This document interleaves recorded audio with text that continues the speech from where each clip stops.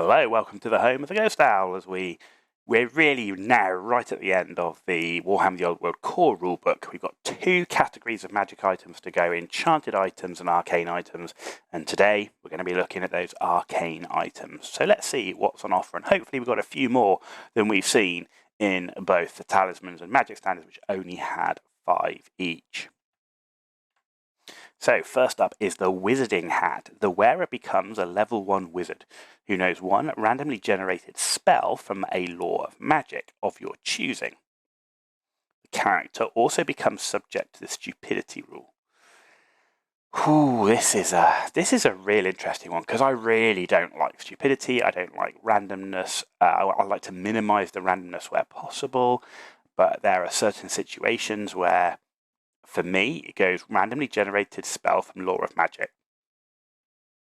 But that means you can go for a signature spell.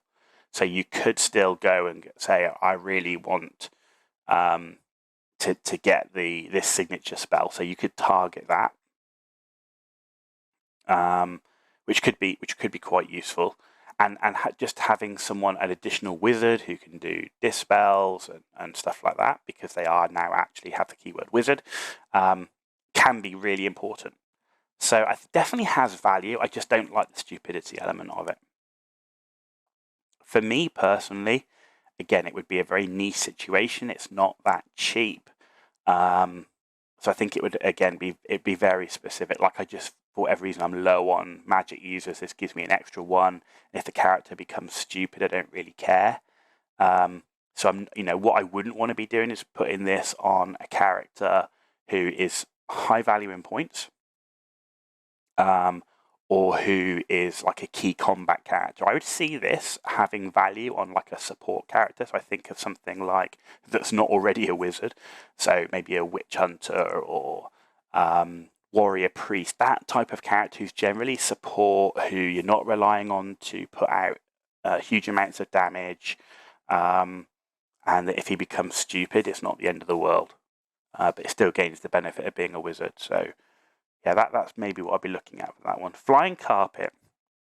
Models whose troop type is infantry or heavy infantry only gain the fly. Heavy infantry only gain the fly 8 and swift stride special rules. However, the bearer cannot join a unit. I don't really like this that much. How many characters are you going to have that are out on their own, not in a unit, that are infantry, heavy infantry? I would suggest very rarely is this going to be the case. If you've got a character who's not in a unit, he's going to be mounted. He's going to be on at the very least, a horse or a monster. So gaining the fly 8 and swift stride, he can't gain it anyway, but he's already got that level of movement. So paying the points for this, I'd rather put him on a mount than just give him the Flying Carpet overall, because then you get the benefit of the mount attacks. I think the only time I could see this having value is a wizard who is staying on foot because he's trying to use line of sight blocking, so he doesn't get targeted. But this gives him the mobility to do that. So I think that is the only case where you might want this to get yourself a mobile wizard who, say, you're staying on foot to use as much line of sight blocking as possible. Outside of that, can't see much use. Okay, in Healing Potion.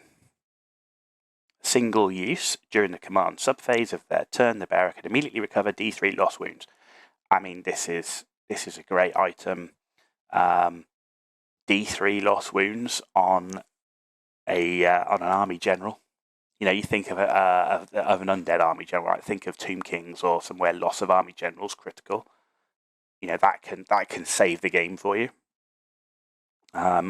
In a duel, fighting a character where the duel has continued, you're gaining wounds and the enemy character is not. War of attrition, you're going to win. So Healing Potion, I really quite like.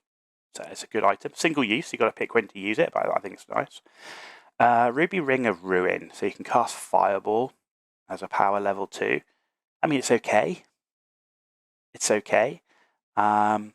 maybe of value in an army that lacks ranged.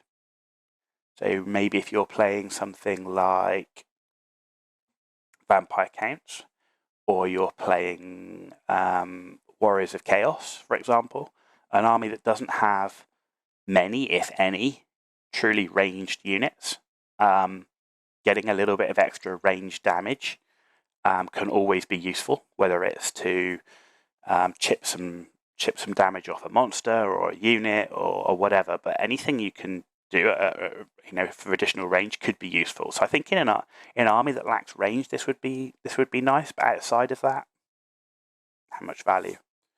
Potion of Strength. This is wicked because this has real good combination.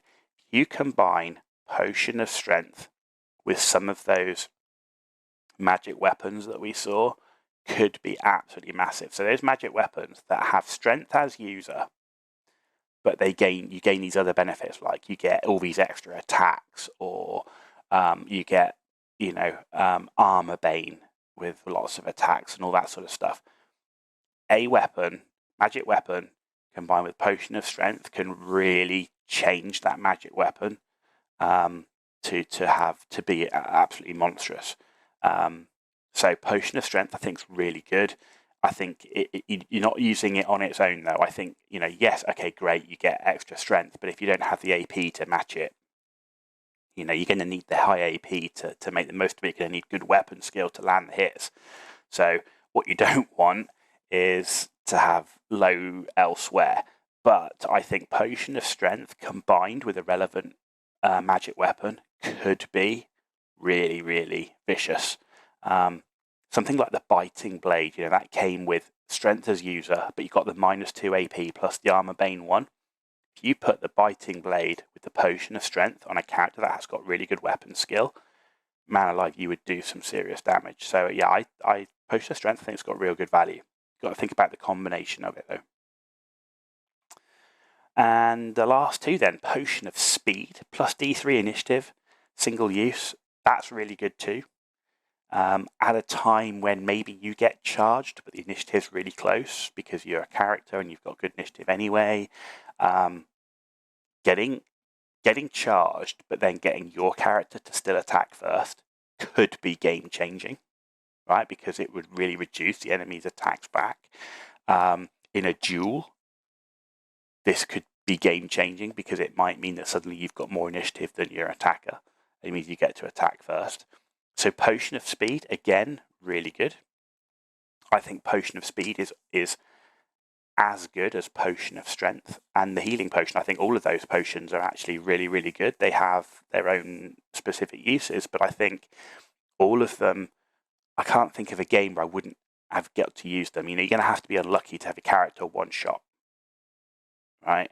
I think there's going to be multiple occasions in a game where you're going to want to use these potions. So I think Potion of Speed, good. Potion of Foolhardiness is the only one where I think is more niche. It's obviously at the bottom, it is the cheapest, but gaining immune to psychology until the end of the turn, niche value, points better spent elsewhere, spend a few more points, get Potion of Speed or Potion of Strength. Not a huge fan of Potion of Foolhardiness overall. And there we go. That brings us to the end of the enchanted items. A few more there. I think some really interesting ones. For me, the potions are the best value for points. I think the others have use in certain situations, but I think the healing potion, Potion of Strength, Potion of Speed, absolutely great, and huge value on the right characters. Again, on lords generally who are going to be in key combat. The healing potion the same, unless you've got an army where the general is so key. Take Tomb Kings and the whole unstable and crumbling and all that sort of stuff. Keeping your general alive is really important. That brings us to the end of the enchanted items. Ladies and gentlemen, we have one video left to go after this. That is the arcane items, and we will have finished the entire core rulebook.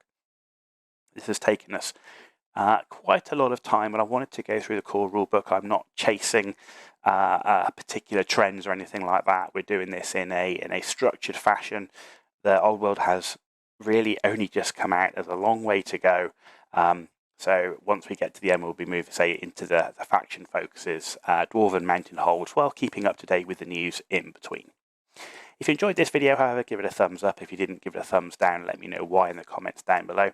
If you want to continue seeing content, hit that subscribe button. It really is so important for me. I do thank you those that have already done so. You've been watching The Ghost Owl. Tune back in for the last video of the core rulebook review for Warhammer The Old World Arcane Items.